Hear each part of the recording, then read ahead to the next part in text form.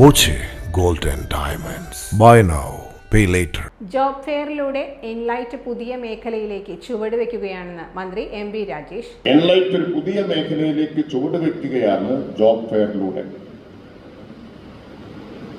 അതിന് അവസരമൊരുക്കിയ എൻലൈറ്റുമായി സഹകരിക്കാൻ തയ്യാറായ പരുതൂർ ഗ്രാമപഞ്ചായത്തിനോടുള്ള നന്ദി എൻലൈറ്റിന്റെ ഒരാളെന്ന നിലയിൽ ഞാൻ അറിയിക്കുകയാണ്.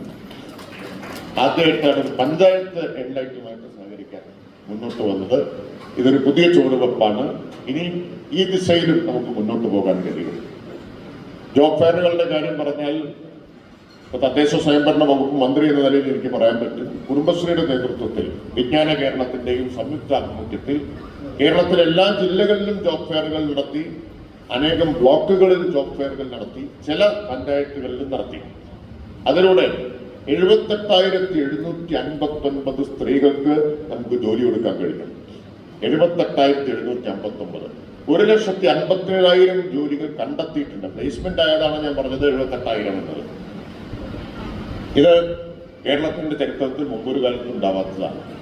കാരണം വീട്ടമ്മമാരായിട്ടിരുന്ന, പലതരത്തിലുള്ള യോഗ്യതകൾ ഉണ്ടായിട്ടും ജോലിക്കൊക്കെ പോവാതെ വീട്ടമ്മമാരായി അകത്തളങ്ങളിൽ അടച്ചിരുന്നവരെ അടുക്കളയിൽ നിന്ന് അരങ്ങത്തേക്ക് എന്ന് വീട്ടിപ്പട്ടതിരിപ്പാടിന്റെ നാടകത്തിൽ ആഹ്വാനം പോലെ അകത്തളങ്ങളിൽ നിന്ന് തൊഴിലിടങ്ങളിലേക്ക് എത്തിക്കാൻ കുടുംബശ്രീക്ക് ഇതുവഴി കഴിഞ്ഞു.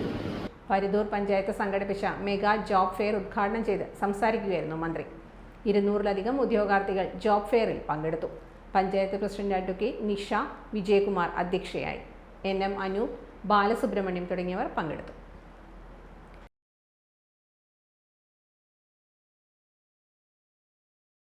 Time kids pre school, Mannanur road, Vaniyamkulam. .View news. കാഴ്ചകളാണ് ലോകം, കണ്ടു തുടങ്ങുക.